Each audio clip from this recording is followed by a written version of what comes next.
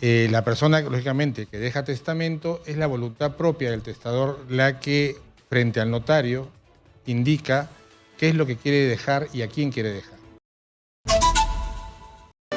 En Exitosa presentamos Usted tiene derecho.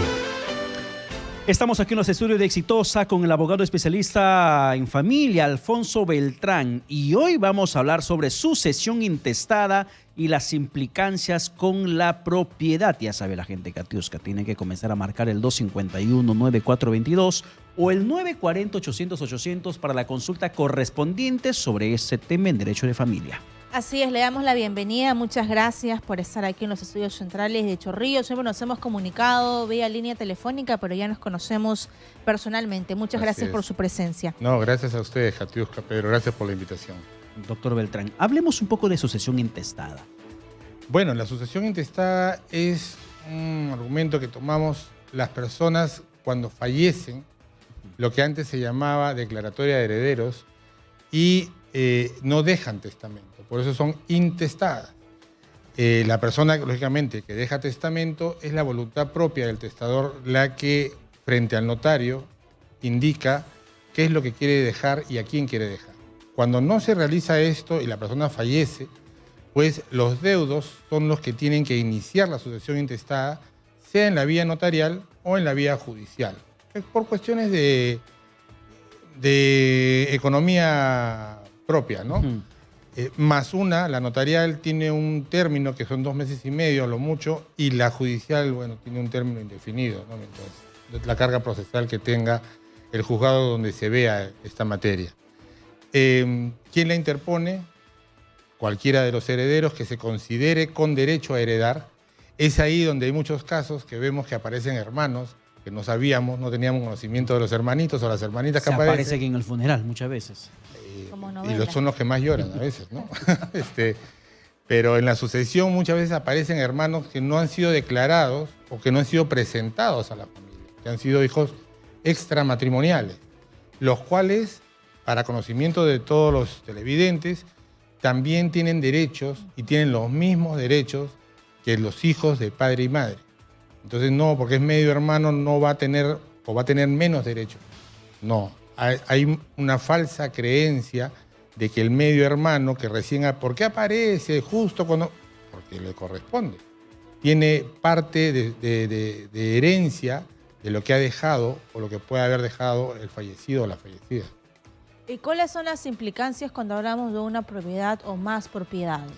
La implicancia es bastante interesante porque esto acarrea una serie de problemas legales y posteriormente judiciales. ¿Por qué digo esto?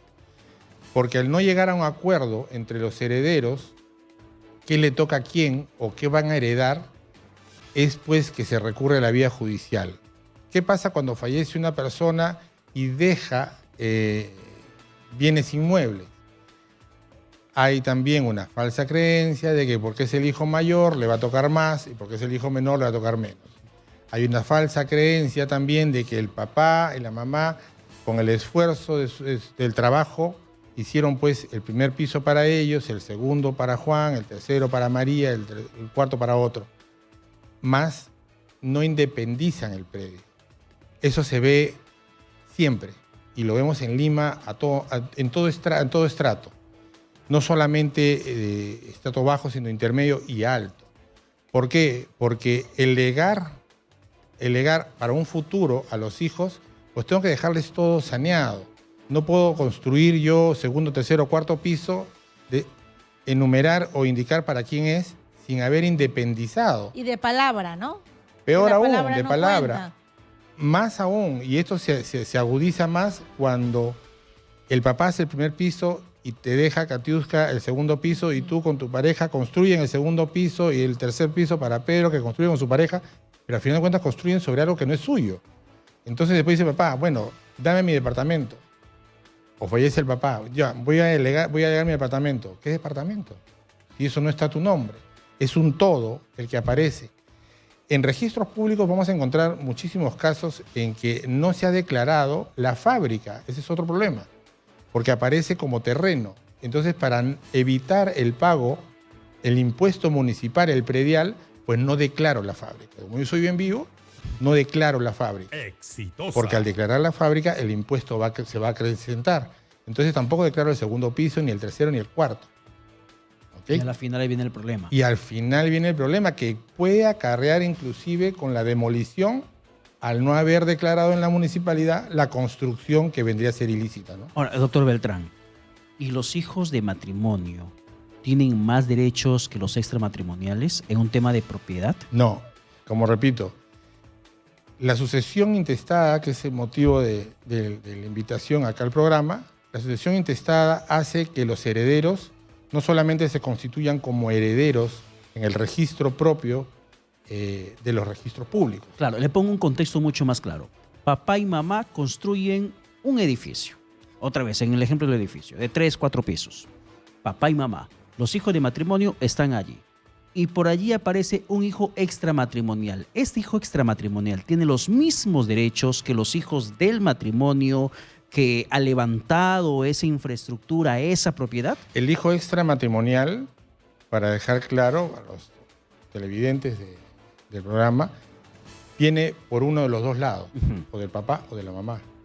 Si fallece el papá y es hijo extramatrimonial, le va a tocar la parte del papá, porque también es hijo del papá. Ahora, si es hijo del papá y fallece la mamá, no le va a tocar nada, porque no es hijo de la mamá, es hijo del papá, que aún sigue vivo. Cuando ya fallezca el papá, entrará a la sucesión del papá, mas no ingresa como hijo digamos, consanguíneo de padre y madre, ¿no? Entonces, lo que terminaba de explicar, se registran primero en el registro de declaratoria de herederos en los registros públicos y nos volvemos todos coherederos, ¿cierto? Pero no queda ahí. Esta inscripción tiene que pasar al registro de propiedad. Exitosa. En derecho se le llama motivado, por el que inició la sucesión, para que todos los herederos pasemos a ser ahora copropietarios. Ahora sí, con derechos y acciones sobre el predio. Lógicamente, la mamá sobreviviente o el papá sobreviviente tiene el 50% más lo que hace un hijo y el resto se divide entre los hijos. No, pero yo soy un hijo profesional. Yo he escuchado así muchas veces. A mí me corresponde más. No, señores, no se engañen y no se dejen engañar. Porque muchas veces hay una muy mala información. ¿No? Cuando papá estuvo enfermo, yo fui la que me quedé hasta el último, exacto. Yo lo llevaba al hospital, entonces me toca a mí más. Exacto. Tenemos un caso ahora que es así, que el hijo fue a vivir a Venezuela, justamente en la época de mucha migración peruana a Venezuela, por motivos económicos, fallece la mamá y el chico viene a ver a los últimos días a la mamá. Y los hermanos le dicen, no, tú no entras acá porque como tú estuviste ausente, no te corresponde. Pero sí le corresponde. Por las implicancias externas no tienen nada que ver con el derecho hereditario. Todos nosotros tenemos derecho hereditario frente a lo que podríamos heredar. Lógicamente, si no tengo nada que heredar, no voy a hacer una sucesión. Todo el que hace una sucesión es porque tiende a heredar algo. Es mentira que dicen, no, yo lo hago porque quise mucho a mi papá y mi mamá. No es así. ¿Y en qué momento se liquida una herencia? ¿En qué momento? Se liquida una herencia. Bueno, la herencia, todos pasamos a ser en la parte de copropietarios y ya viene un tema de con quién se queda qué, claro. ¿no? Digamos que nosotros tres fuésemos los herederos, ¿no? La mamá está en la casa, los herederos. Pero yo no voy a vivir ahí porque yo vivo en Chaclacayo, tú vives por tu casa y Katiuska está terminando la universidad. Oye, decimos, pero, ¿y si le damos a ella? Porque yo no voy a vivir acá. Eso sería lo ideal, lo armónico. Pero muchos dicen, no, yo quiero volver a la casa. Pero la casa está dividida en forma abstracta en derechos y acciones. Está distribuida. No es que tú te quedes con un cuarto, Katiuska con la cochera y yo con la cocina. No. Toda la casa forma un 100% de derechos y acciones abstractas. Es como una acción de un club, ¿no? Todos somos socios del club. Ya, pero ¿qué parte eres tú dueño del club? Y si no nos ponemos de acuerdo, ¿podemos venderla por acuerdo mutuo? Es lo más salomónico. Lo más salomónico, y en el estudio vemos eso, lo más salomónico sería ponerse de acuerdo y hay dos salidas salomónicas. Una, que le donemos todo a Katiuska, porque ella es la que se va a quedar a vivir ahí, yo no tengo necesidad, tú tampoco, listo, se va. Y la otra es que se venda el inmueble y que se haga la repartición económica, lo que le toca a Katiuska, lo que toca a Pedro y lo que toca a Alfonso. Ya cuando no hay consenso entre las partes, ahí empiezan los problemas, ¿no? Yo tuve un caso similar, bueno, eran 5 hermanas, una era la que tenía los papeles, 2 no querían venderlo, se vendió la propiedad y cuando recibieron su parte, bueno, ya no dijeron nada, bueno, ese dinero me va a servir, ¿no? Se acabó el problema, pero eso depende de cada familia, ¿no? Hay gente que lucha hasta el final por su terreno. Yo invoco desde acá el programa que es bien visto por toda la televidencia, que sean los abogados quien alivianten el problema, más no lo hagan más enredado. Es muy triste cuando una familia se separa por una propiedad, por un poco de dinero. Es muy triste escuchar que todos vivieron en la misma casa, que todos se criaron ahí, pero ahora muchas veces, no siempre, muchas veces son factores externos los que hacen que los hijos se enfrenten entre ellos e inclusive uno que no reconozcan a hermanos al momento de la sucesión. Porque Katiuska y yo hacemos la sucesión y no lo ponemos a Pedro. No pongas a Pedro, ¿para qué? No. Y no lo ponemos. En Exitosa, y él ya trabaja en Exitosa y todo el mundo lo ve y es famoso. No, ya no lo ponga.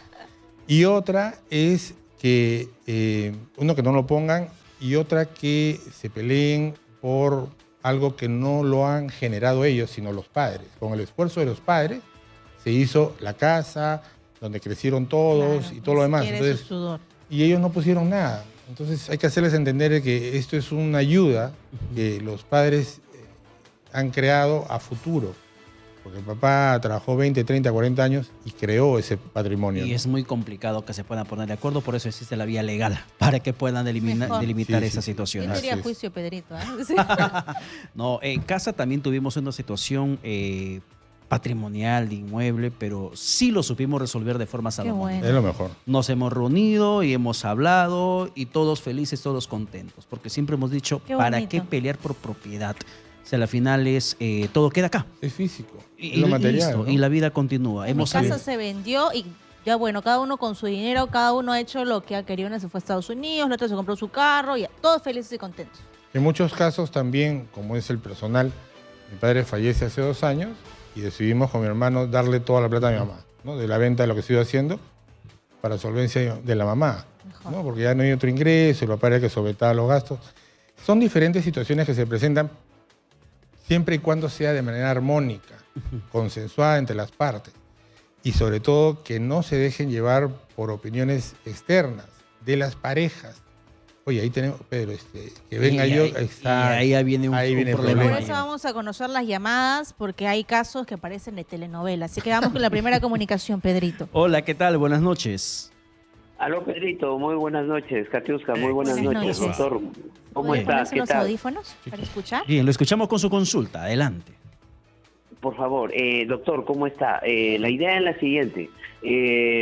Hay herederos universales, se reparte la casa, pero después de 2, 3 años aparece un heredero no reconocido, ausente. ¿Cómo se puede dividir una casa que ya está dividida en madre, digamos, hijos, hijas, y aparece después alguien más? ¿Cómo se puede solucionar ese problema? Muchas gracias. Bien. Doctor. Bueno, la casa no está dividida. La casa sigue igual, el predio sigue igual. Como manifestaba minutos antes, la casa se simboliza en derechos y acciones. Ahora, apareció un hermano ausente por A o X motivo. El hermano lo que tiene que hacer ahora es demandar a los herederos en un proceso que se llama petición o inclusión de herencia. O sea, le pide al juez, señor juez, yo, aquí con mi partida, yo soy hijo de Alfonso Beltrán. Y bueno, soy de otra señora, pero soy hijo del fallecido. Y se le incorpora en la sucesión vía judicial.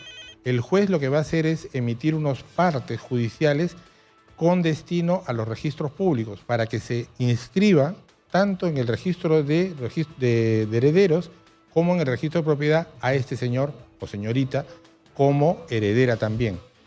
Ya hecho esto, los problemas empiezan cuando a sabiendas de que hay uno que no está, saben que hay un niño o un joven fuera, se vende la casa antes que aparezca. Entonces se vende la casa y el primer comprador sí se le puede declarar judicialmente nula esa compraventa. Exitosa. Porque sí tiene conocimiento, se presume que tiene conocimiento, más no el segundo. El segundo ya obra de buena fe.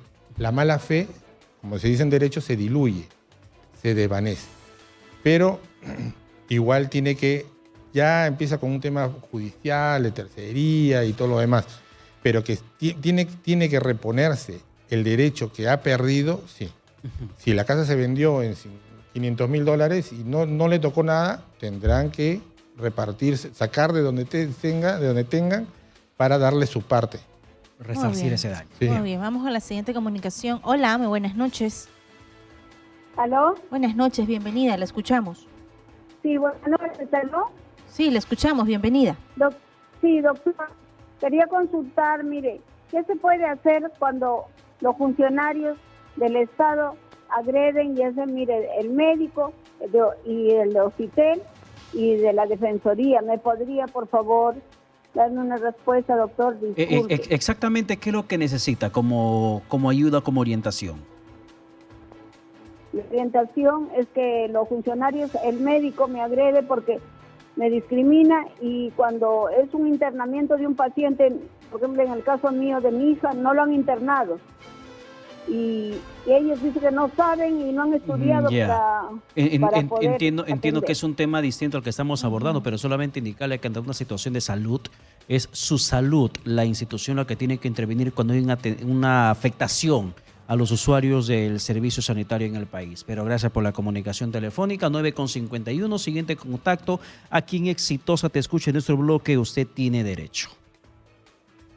Radio Exitosa. Estamos al aire. ¿Con quién hablamos? Te saluda Marco Tejada. Mira, dos consultas quiero hacer. Mi hermana vivió con mi mamá en la casa de la familia durante bastante tiempo.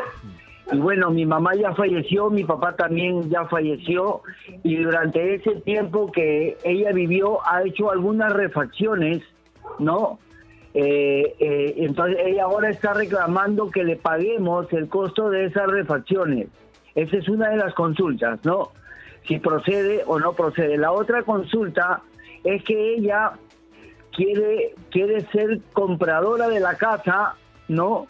Ofreciendo una cifra irrisoria, ¿no? Que no es el precio que verdaderamente vale esa casa, y aparte ella quiere participar de la repartición del dinero de la compra.